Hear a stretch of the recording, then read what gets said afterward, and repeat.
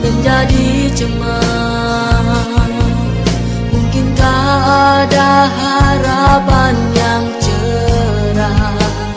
Oh, banyak manusia terperangkap materi, semakin tak peduli nilai cinta.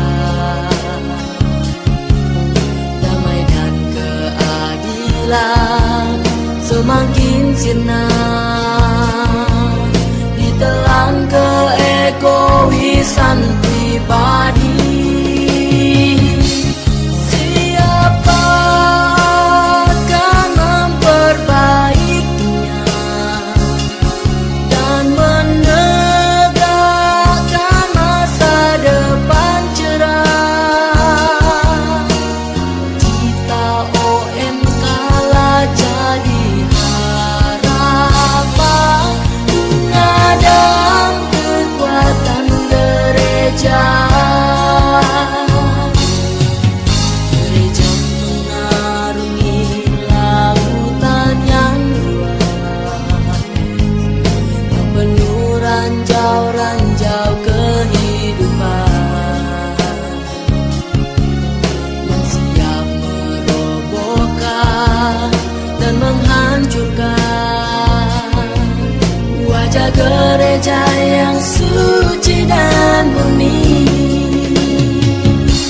Siapa akan memperbaikinya dan menegakkan masa depan cerah?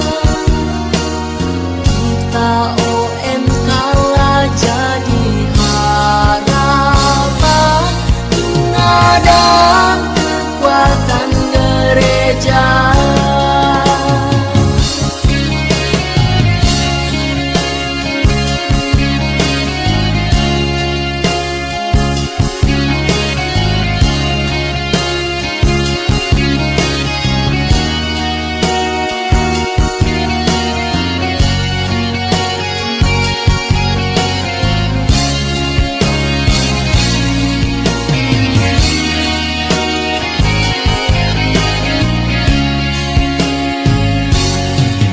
Gereja mengarungi lautan yang luas, yang penuh ranjau-ranjau kehidupan, yang siap merobohkan dan menghancurkan wajah gereja yang suci dan murni. Siapa akan memperbaikinya dan menegakkan masa depan cerah? Kita OMK lah jadi harapan, mengadang kekuatan gereja. Siapa akan memperbaikinya dan menegakkan masa depan cerah? Kita OMK lah jadi harapan, mengadang kekuatan gereja. Siapa akan memperbaikinya dan menegakkan masa depan cerah? Kita OMK lah jadi harapan, mengadang kekuatan gereja. Oh, oh, mengadang kekuatan gereja.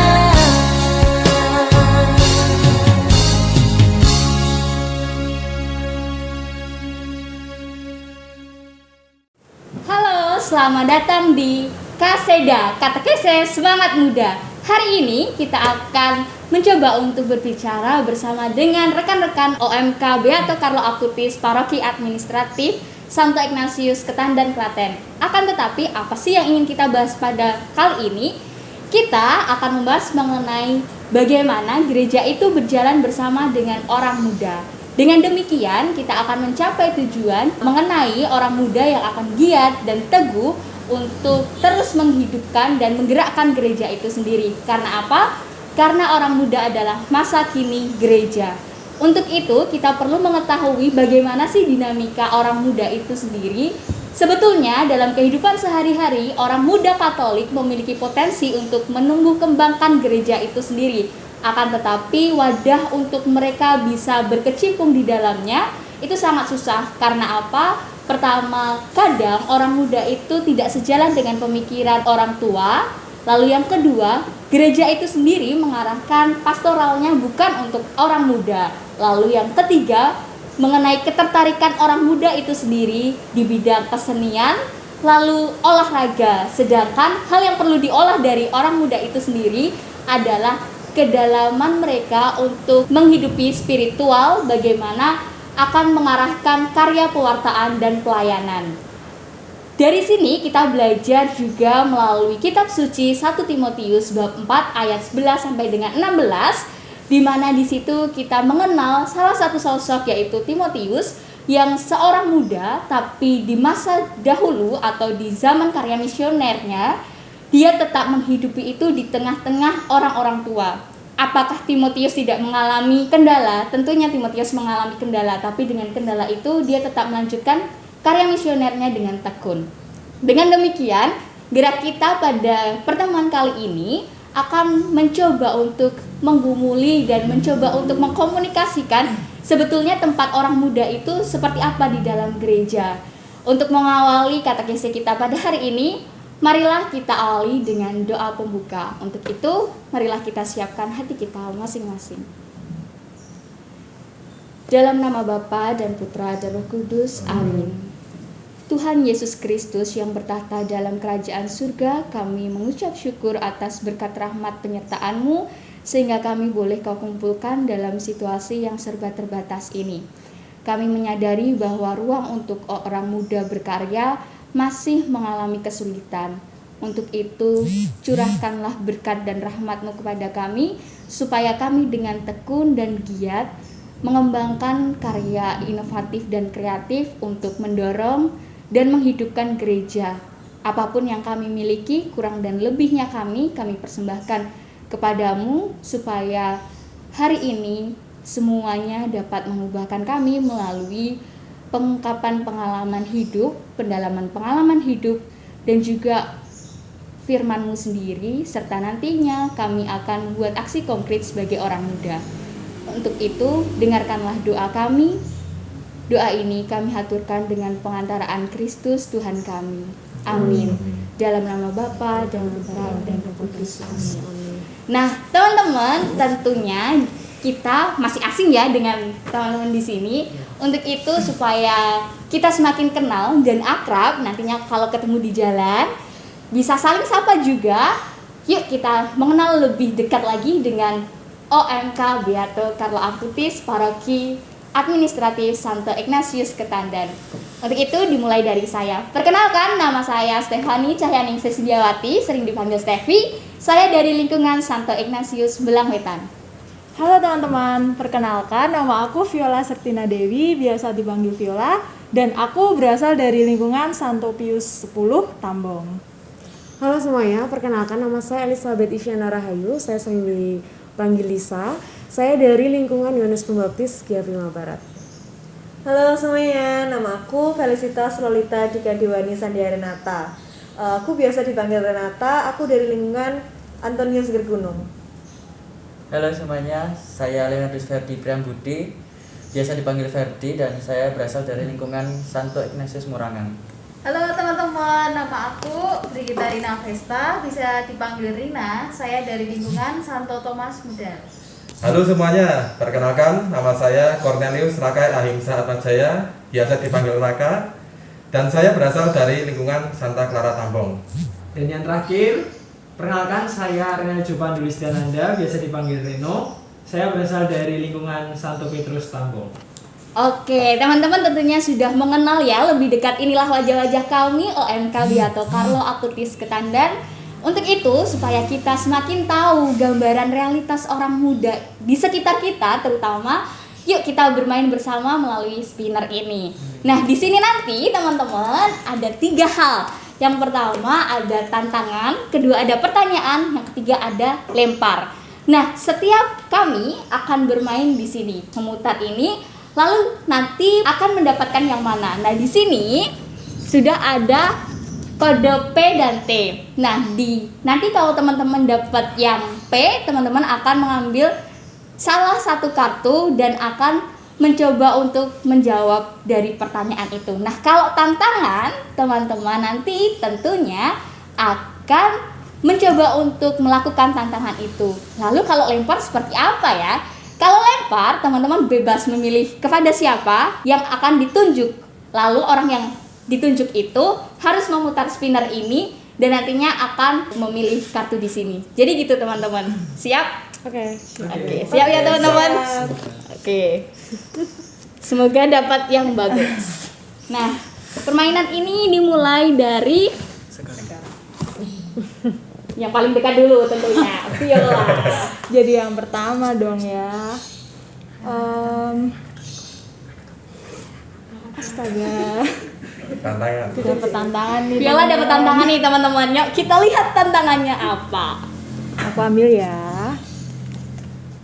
Jadi di sini aku dapat tantangan, tunjukkan bukti konkret bahwa Paroki Administratif Santo Ignatius Ketandan sudah berjalan bersama orang muda.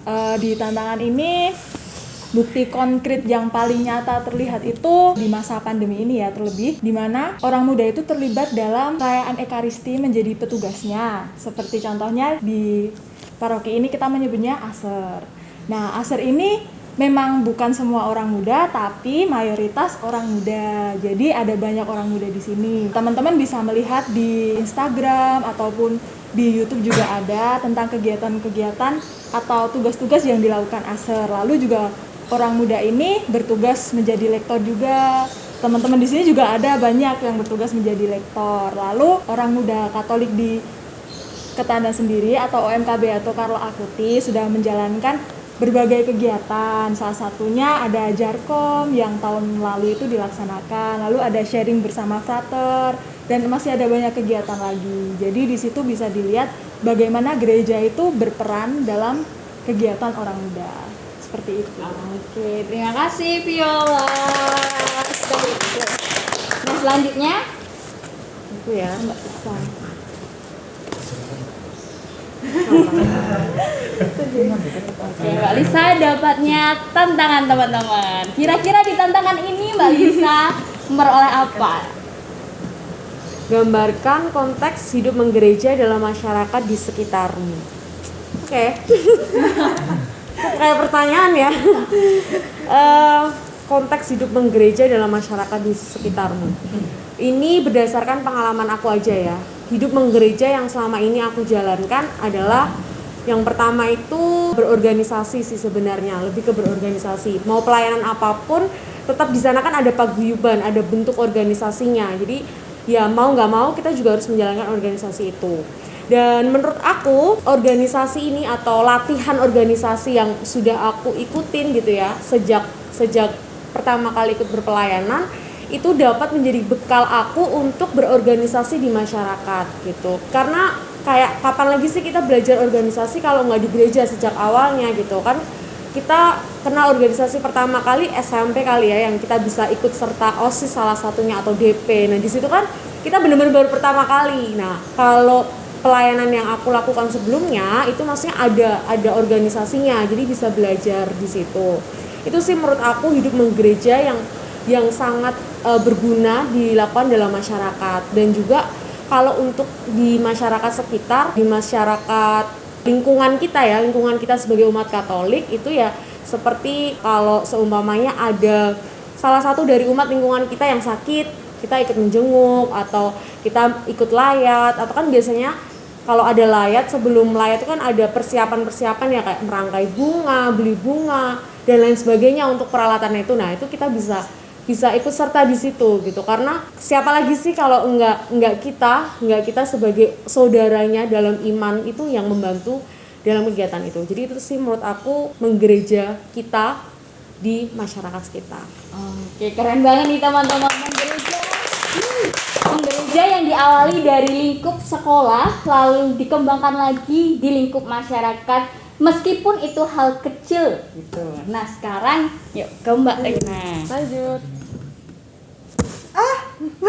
Pertanyaan. Oke, Mbak Rena dapat pertanyaan nih teman-teman. Kira-kira apa yang tertulis di dalam kartu itu? Bagaimana pengalamanmu sebagai orang muda Katolik dalam penggunaan iptek untuk memperteguh karya perwartaan? Nah, ini menarik banget nih teman-teman. Iptek kan teknologi zaman sekarang banget nih yang sangat sangat identik juga dengan orang muda. Biasanya orang muda nih yang paling sering tanggap sama iptek gitu kan. Puji Tuhan sekarang di gereja kami itu sangat didukung teknologinya. Sekarang ada Komsos, ini seragamnya yang dipakai Mas Ferdi. Juga di sini juga ada beberapa teman-teman yang bergabung di Komsos dan itu kalau boleh dibilang itu 99% orang muda ya kan. Di situ mereka wadahnya untuk berkarya dalam bidang teknologi gitu.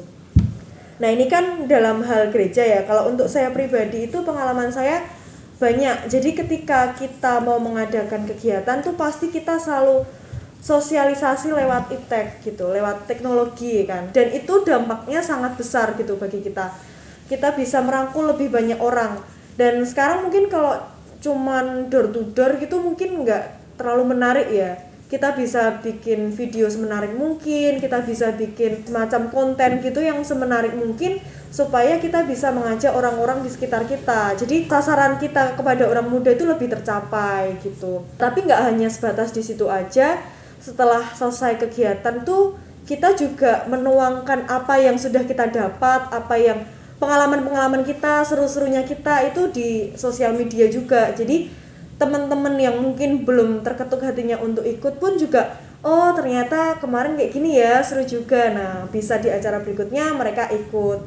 Terus kalau saya pribadi itu juga sering banget saya share-share tentang pengalaman pribadi saya, terutama pengalaman iman ya, itu di sosial media. Tujuannya bukan untuk pamer, bukan untuk lain sebagainya ya, untuk yang menuju ke negatif. Cuman kalau saya pribadi, saya pengen teman-teman barangkali kalau ada membaca atau melihat postingan saya, mungkin ada yang terketuk hatinya, oh iya ternyata seperti ini ya, ternyata seperti ini, terbuka hatinya gitu. Lebih ke sharing iman gitu. Kayak gitu sih kalau dari aku. Terima kasih. Keren banget bahwa iptek itu nggak melulu tentang hal-hal yang negatif, tapi disikapi dengan keterlibatan atau melalui sharing iman, lalu juga dengan bagaimana sih caranya kita untuk bertumbuh dengan iptek yang saling menguatkan dengan cara berjejaring. Karena seperti yang diungkapkan oleh Mbak Rena tadi, bahwa sharing iman melalui iptek bisa mengembangkan atau menggugah semangat teman-teman yang belum terlibat atau mau terlibat tapi malu-malu. Tentunya dengan demikian, iptek bukan hanya persoalan tentang yang negatif saja, tapi di ranah orang muda, ternyata iptek itu bisa dikembangkan secara positif dan itu juga difasilitasi oleh gereja meskipun baru beberapa bidang saja, begitu. Selanjutnya kita ke Mas Ferdi.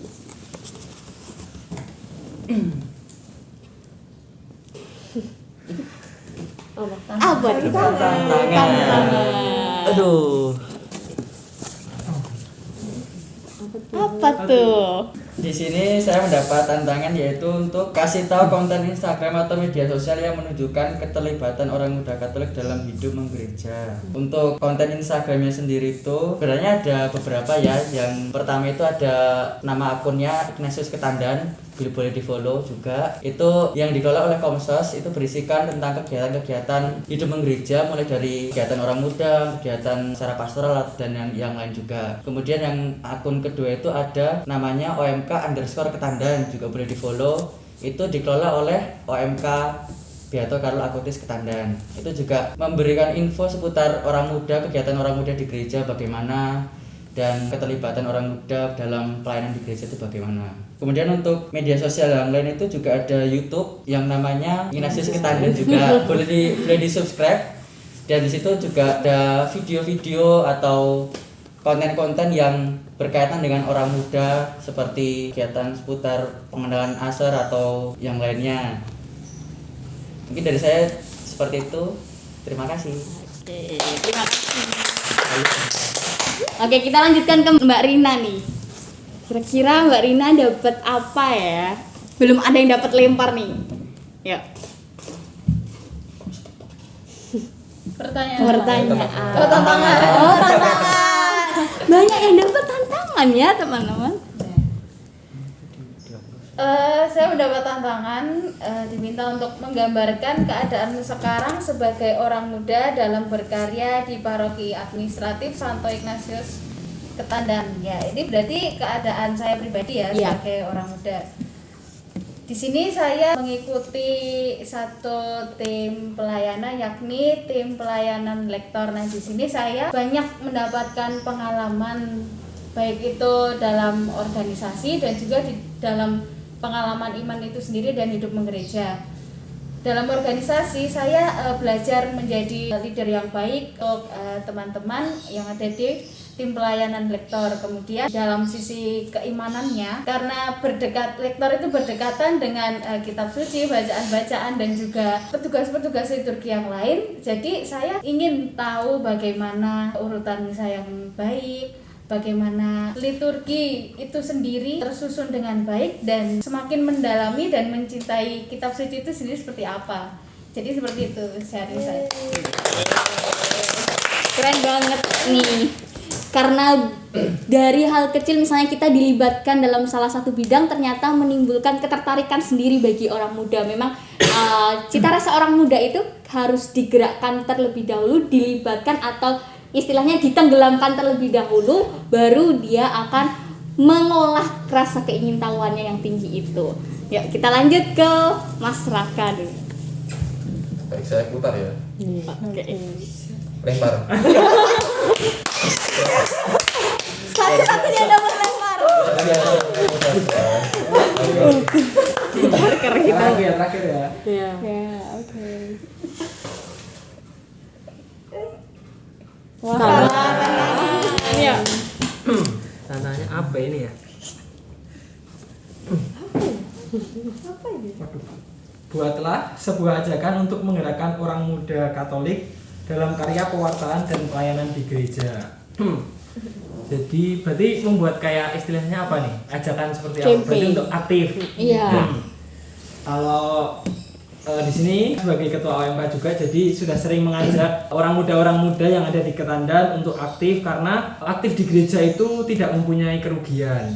Jadi bagi orang-orang di luar sana yang merasa masih orang muda Katolik dan belum aktif di kegiatan menggereja, ayolah ikut aktif berkegiatan di gereja, karena selain mendalami iman, kita juga bisa menambah pertemanan, kita juga bisa menambah lingkup sosialisasi. Tidak hanya aktif di gereja, tidak hanya melulu membahas tentang iman, tetapi di lain sisi kita juga bisa lebih memahami tentang kehidupan di dunia ini, karena di dalam gereja kita tidak hanya berkumpul dengan seusia kita, tetapi di gereja kita juga berkumpul dengan orang-orang yang lebih tua dari kita. Kita bisa lebih paham bagaimana susahnya dalam kehidupan di dunia ini. Jadi untuk aktif itu ya, yang pertama memang harus dari diri sendiri ya, dan yang kedua harus dapat dukungan dari orang-orang sekitar. Jadi untuk orang-orang di luar sana, orang muda Katolik yang belum aktif, cobalah sekali-sekali masuk ke dalam kegiatan di gereja agar kamu tahu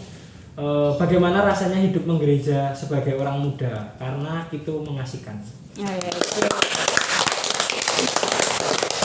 Dengan jawaban tantangan dari Mas Reno tadi, kita dapat mengakhiri mengenai spinner ini tadi. Ternyata dari spinner kita bisa tahu ya, arena hidup orang muda itu seperti apa. Tentunya melalui sharing beberapa teman tadi, arena hidup orang muda Katolik itu disesuaikan dengan konteks dan juga lingkungan sekitar kita. Konteksnya berkaitan apa? Konteksnya berkaitan dengan bagaimana cara beradaptasi terhadap segala perkembangan yang ada. Tapi tidak menutup kemungkinan ketika kita terjun, ketika kita ingin memulai untuk bergerak, kita juga mengalami situasi yang resah. Resah karena apa? Karena perubahan-perubahan yang ada. Contoh kecil, ketika kemarin kita dari situasi pandemi, yang mana kita itu orang mudanya hanya terpaku pada itu aja, kegiatannya itu aja, tapi sekarang dikelola setelah masa pandemi dengan adaptasi yang baru, kita harus mengelolanya seperti apa. Jadi itu menjadi pertanyaan lebih lanjut lagi. Dalam pertanyaan-pertanyaan yang lebih lanjut itu, kita mencoba mempertanyakan di mana wadah kita. Di mana wadah kita ini tidak menutup kemungkinan seperti yang dikatakan oleh Reno tadi, harus menjalin relasi dulu dengan orang-orang sekitar, terutama tentunya bukan hanya sesama orang muda, tapi juga dengan yang para atasan atau yang mendahului, sudah berkecimpung terlebih dahulu dalam kegiatan menggereja itu. Nah, dengan seperti itu teman-teman, kita mau mengulik lebih lanjut nih, bagaimana sih awalnya teman-teman ini tertarik untuk sebagai orang muda dalam kegiatan menggereja. Boleh dong teman-teman yang ingin sharing gitu mengenai awal mula yang menjadi ketertarikan teman-teman dalam kegiatan hidup menggereja, baik dalam pewartaan maupun pelayanan. Ya mungkin saya saja karena saya belum sharing. Jadi begini, saya jujur mulai tertarik aktif di OMK ini kan pada awal pandemi, sedangkan dulu kan saya merasa bersalah karena tidak pasif di OMK, terutama pada saat SMP kan saya terlalu pasif, masih tertutup dan ya kurang aktif di bagian hidup menggereja maupun organisasi. Tetapi di SMA malah saya merantau berasrama, jadinya saya jarang ke rumah, sehingga muncul kerinduan untuk bagaimana sih untuk berorganisasi atau menjalin relasi di sekitar rumah atau di paroki. Nah, setelah SMA berasrama, kemudian kuliah malah juga merantau. Nah, kuliah merantau malah juga jarang di rumah. Kemudian di balik pandemi ini kan juga ternyata ada hikmahnya juga. Semua di rumah, kemudian saya juga jadi aktif di organisasi di OMK ini. Itulah niat saya karena ingin menebus kesalahan saya selama masa kecil saya.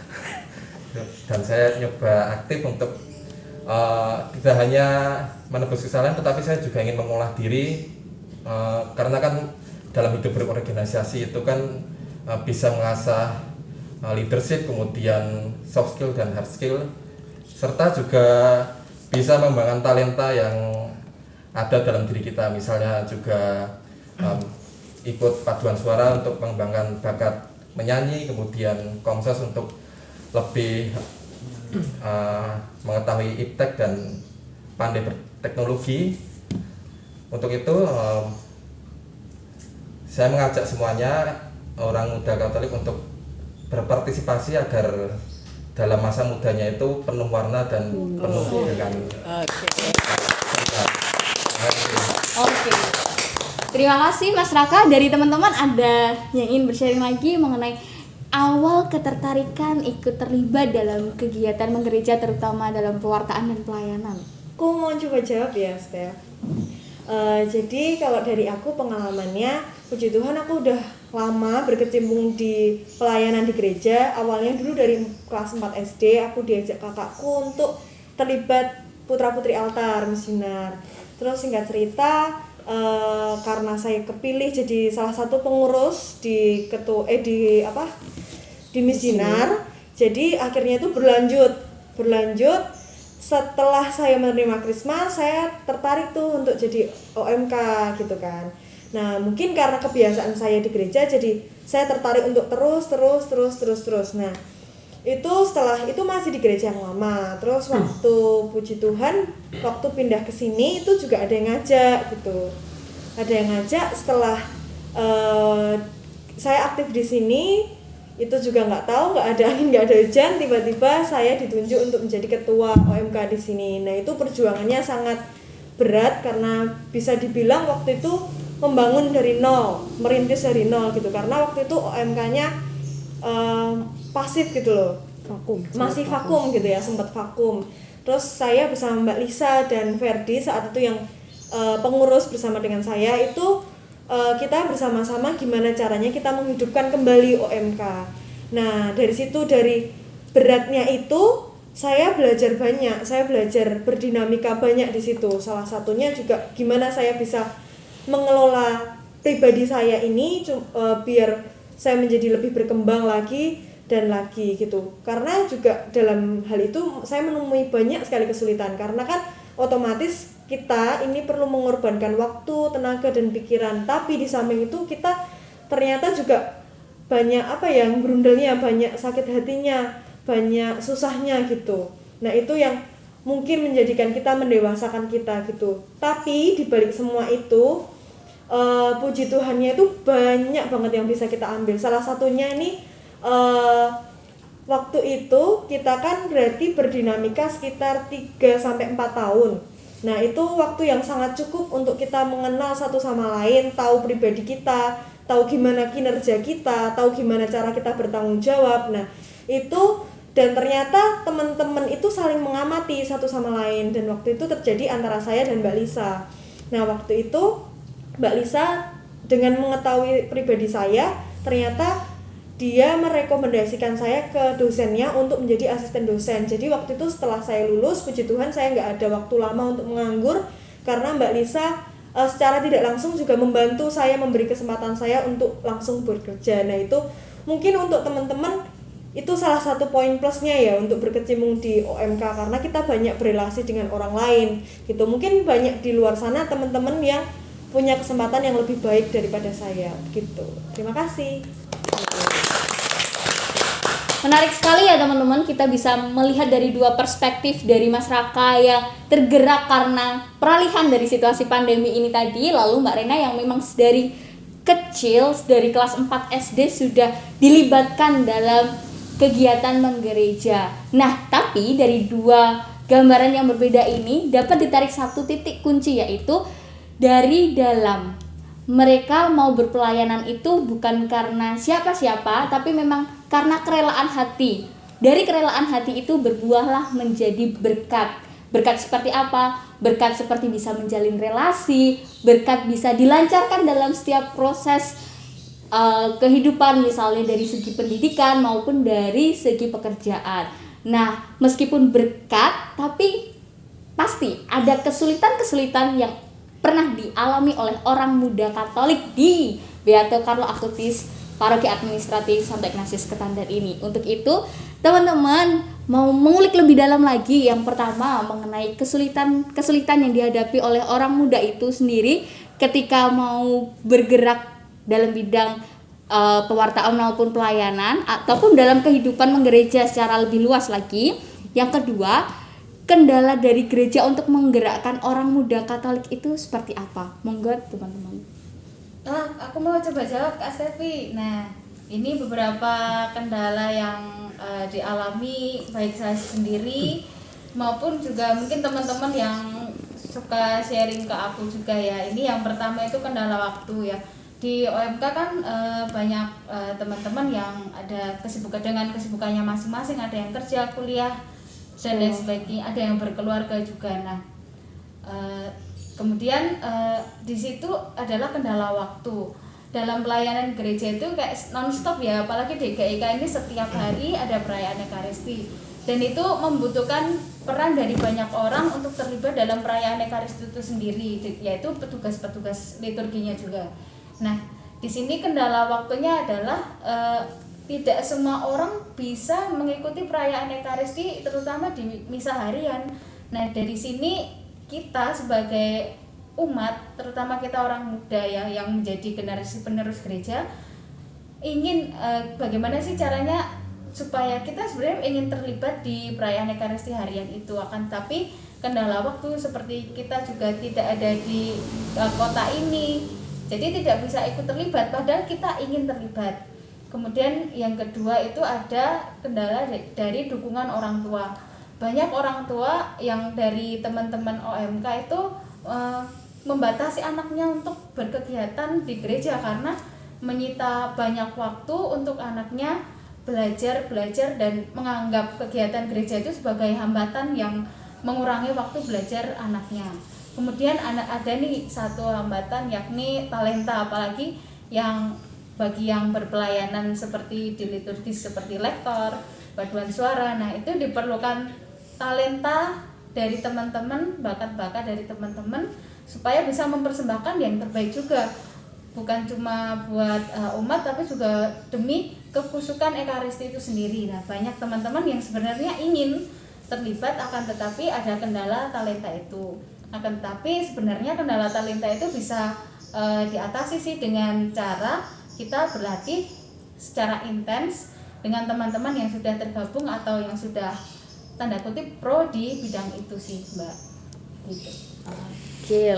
Lalu yang pertanyaan kedua nih mengenai kendala gereja dalam menggerakkan orang muda Katolik itu sendiri apa sih? Oke, coba aku menjawab ya. Menurut aku sih, ini menurut pandangan aku pribadi dan ini juga aku ambil berdasarkan apa yang aku rasakan. Mungkin salah satu hal yang belum bisa diwujudkan gereja untuk bisa menggerakkan kita adalah mendengarkan gitu. Maksudnya apa mendengarkan gitu?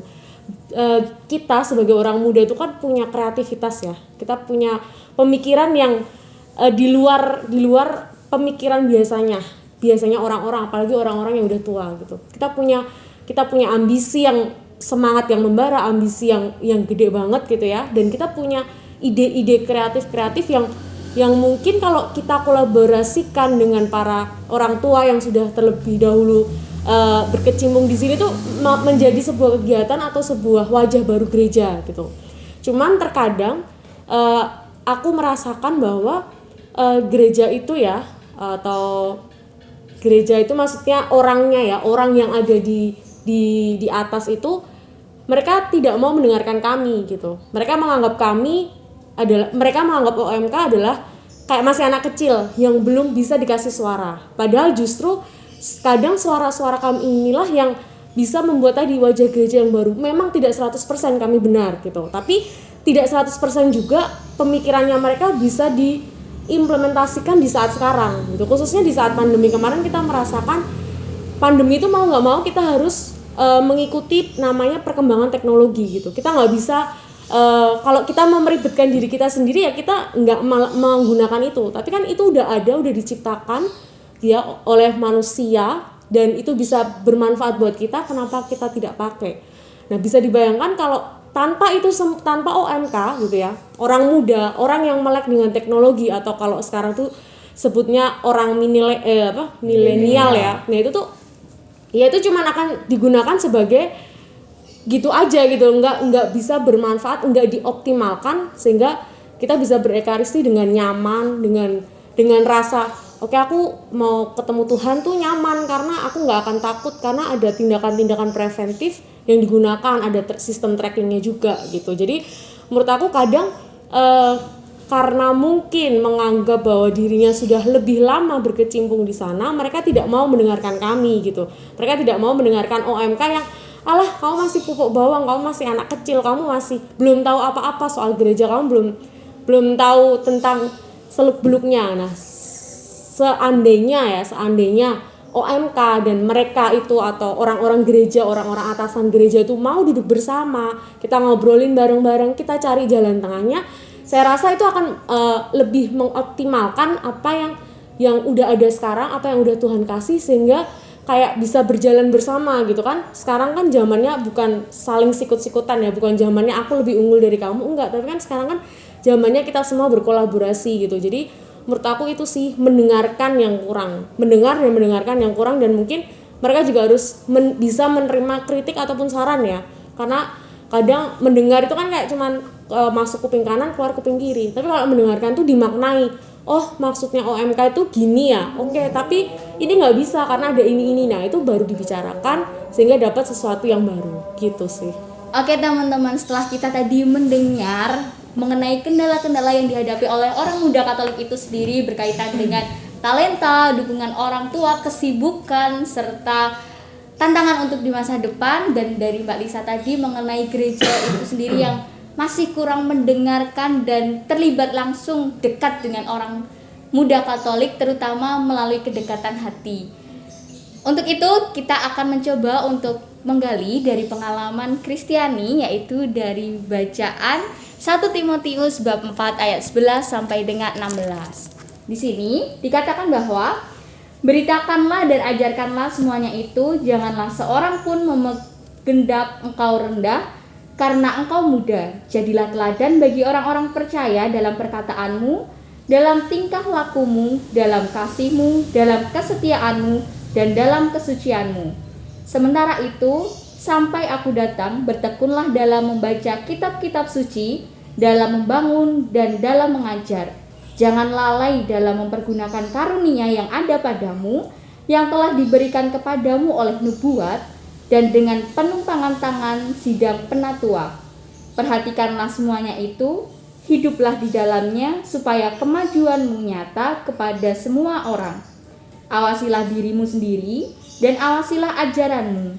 Bertekunlah dalam semuanya itu, karena dengan berbuat demikian, engkau akan menyelamatkan dirimu dan semua orang yang mendengar engkau. Jadi di sini teman-teman muda, kita tahu bahwa Timotius adalah orang muda yang diutus oleh Tuhan Yesus Kristus di tengah-tengah orang-orang tua.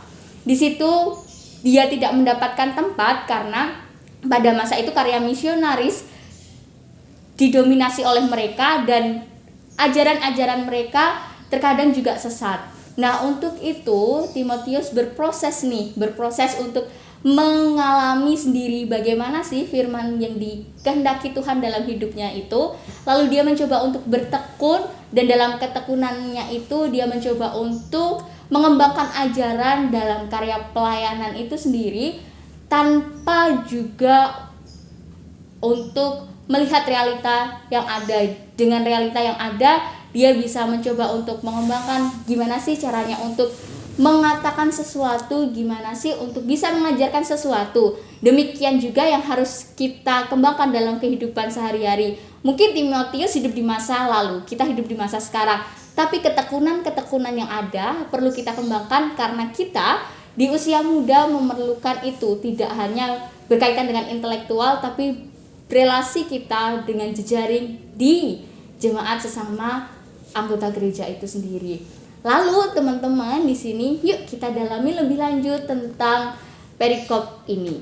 Tadi kan teman-teman sudah mengatakan bahwa kesulitannya itu seperti ini, hambatannya itu seperti ini. Lalu dari Timotius juga mengatakan bahwa orang muda itu juga nggak gampang untuk mendapatkan tempat. Lalu melalui sharing-sharing yang sudah dilakukan tadi, apakah teman-teman di sini disadarkan bahwa orang muda itu sendiri adalah masa kini gereja? Iya dari pasti bisa. Pasti dan iya bisa. Tapi pasti dan iya bisanya itu karena apa? Kalau menurutku pribadi ya, setelah mengikuti ini tadi, kita lebih merasakan masa kini gereja karena terutama di era pandemi ini, kita orang muda itu biasanya lebih melek teknologi. Jadi kita lebih berperan aktif untuk dalam kehidupan gereja, menyiapkan segala kebutuhan gereja di masa yang baru ini membutuhkan banyak teknologi, dan tidak menutup bahwa banyak petugas gereja sekarang itu didominasi oleh orang-orang muda, karena mungkin orang-orang yang sudah tua, sudah memiliki pekerjaan itu lebih sibuk dalam urusan pekerjaannya, dan jika mau misa itu datangnya mepet-mepet dan tidak memiliki persiapan. Jadi orang muda dalam masa kini gereja menurut saya itu adalah suatu hal yang benar, statement yang benar, karena gereja banyak diisi oleh orang-orang muda di zaman sekarang. Gitu. Tadi sudah mendengar bahwa teman-teman di sini juga semakin disadarkan melalui pendapatnya Reno tadi, juga dikatakan bahwa orang muda adalah masa kini gereja. Lalu untuk semakin mendalami masa kini gereja, niat-niat dari teman-teman itu sendiri seperti apa supaya menghidupi semangat untuk dalam karya pelayanan maupun dalam karya pewartaan itu sendiri? Mungkin aku aja yang jawab ya. Kalau niat saya untuk hidup menggereja, untuk hidup berpelayanan itu sebenarnya tadi pelayanan gitu. Pelayanan saya kepada Tuhan saya, pelayanan saya kepada orang, kepada beliau, kepada dia yang udah kasih saya talenta, yang udah kasih saya kemampuan untuk berpikir, kemampuan untuk berorganisasi gitu. Jadi pusatnya bukan lagi orang lain atau bukan lagi tentang diri saya, tetapi semuanya untuk Tuhan gitu. Salah satu contohnya dalam organisasi itu kan pasti ada gesekan-gesekannya, atau dalam pelayanan pasti ada gesekan, entah yang nggak suka sama seseorang atau gimana. Nah, kalau seumpamanya saya menghadapi situasi seperti itu justru tidak membuat saya itu terus ya udahlah aku nggak usah pelayanan aja lah gitu. Itu menurut saya menurut saya itu salah, karena berarti kamu itu melayani orangnya, bukan melayani Tuhan. Jadi sesebel-sebelnya sama saya sama seseorang, atau mungkin perbedaan pendapat, gesekan-gesekan itu, saya berusaha untuk tetap melayani Tuhan. Apapun yang terjadi, maksudnya apapun omongan orang lain, ya udah biarin aja, yang penting saya fokusnya itu untuk melayani Tuhan aja. Kayak gitu sih, itu niat aku untuk pelayanan dan hidup menggereja. Mungkin ada lagi teman-teman? Dari aku sedikit menambahkan dari Mbak Risa, mungkin niat yang lain selain berpelayanan, yaitu ketika niat pergi gereja itu selain pelayanan yaitu menambah relasi atau menambah teman. Dalam artian di sini menambah relasi atau menambah teman yang dapat saling melengkapi, saling memberikan support, dukungan, dan mungkin teman-teman itu juga bisa dijadikan tempat curhat atau tempat bercerita ketika kita memiliki masalah atau memiliki beban yang mungkin dirasa sangat berat dan nggak bisa dipendam sendiri, jadi kan bisa untuk bercerita ke orang lain, dan mungkin juga teman-teman yang lain juga bisa memberikan solusi dari masalah-masalah tersebut. Kalau itu dari saya. Oke, ada tambahan dari teman-teman lainnya? Sudah. Oke. Jadi teman-teman, itu tadi niat-niat yang meskipun hanya disampaikan secara perwakilan dari Mbak Lisa maupun dari Mas Ferdi, tapi tentunya itu menjadi niat yang akan kita hidupi bersama sebagai orang muda Katolik Beato Carlo Acutis, Paroki Administratif Santo Ignatius Ketandan itu sendiri. Hal yang menarik teman-teman, dari proses perjalanan kita di awal sampai di akhir, kita melihat lagi kilas balik dari dokumen gereja, yaitu Christus Vivit. Christus Vivit yaitu Kristus hidup, yang menandakan atau menggarisbawahi peran orang muda itu sendiri sebagai masa kini gereja. Contoh kecil dalam artikel 30, program gereja bagi orang muda yang perlu diupayakan adalah penguatan, pendampingan, dan pengarahan orang muda untuk bertemu orang lain dalam pelayanan murah hati dan sebuah misi. Bagaimana pelayanan yang murah hati dan sebuah misi itu tidak akan berkembang?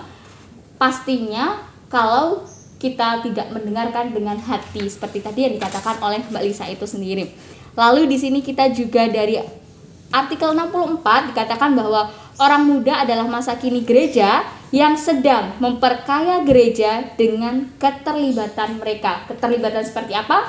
Keterlibatan yang tentunya kita bisa dengar dari rekan-rekan muda di sini tadi ketika bersharing, baik itu dari segi iptek maupun dari segi relasi. Lalu di sini Christus Vivit artikel 134 dikatakan menjadi orang muda adalah sebuah rahmat, sebuah berkat. Masa muda adalah sebuah karunia yang bisa kita sia-siakan tanpa makna, atau kita bisa menerimanya dengan rasa syukur dan menghidupinya secara penuh. Makna kalimat terakhirlah yang ingin kita hidupi melalui niat-niat konkret itu. Untuk itu kita satukan niat konkret ini dengan doa penutup. Dalam nama Bapa dan Putra dan Roh Kudus, amin. Tuhan Yesus Kristus yang bertahta dalam kerajaan surga, puji dan syukur atas berkat rahmat yang telah Engkau berikan sehingga kami bisa untuk mengungkapkan pengalaman hidup kami, mendalami pengalaman hidup kami, melihat lagi realitas iman Kristiani yang kita hidupi, lalu kami juga bisa berproses untuk mengolahnya dalam kehidupan sehari-hari hingga akhirnya kami memiliki aksi konkret, yaitu untuk terus-menerus berpelayanan hanya tertuju padamu dan juga untuk menjalin relasi. Kiranya orang muda yang menjadi masa kini gereja dapat semakin kau tumbuh kembangkan dan gereja dapat mendengar orang muda itu sendiri sehingga kami, gereja maupun orang muda dapat berjalan beriringan tanpa adanya rasa lebih tinggi ataupun lebih rendah. Semoga semua hal yang telah kami berikan dapat menjadi hal yang berkenan dan juga memperkaya teman-teman yang lain di luar sana, sehingga orang muda di luar sana dapat semakin terlibat aktif dalam karya pewartaan dan juga pelayanan. Doa ini kami haturkan kehadirat-Mu dengan pengantaraan Kristus, Tuhan, sahabat, dan teman seperjalanan orang muda Katolik. Amin. Dalam nama Bapa, Putra, dan Roh Kudus. Amin. Terima kasih teman-teman. Akhir dari katekese ini kita tutup dengan sebuah pantun. Jalan-jalan ke Emmaus diutusnya lah berdua-dua. Gereja akan angus tanpa kehadiran orang muda. Sampai jumpa di katekese selanjutnya. Berkah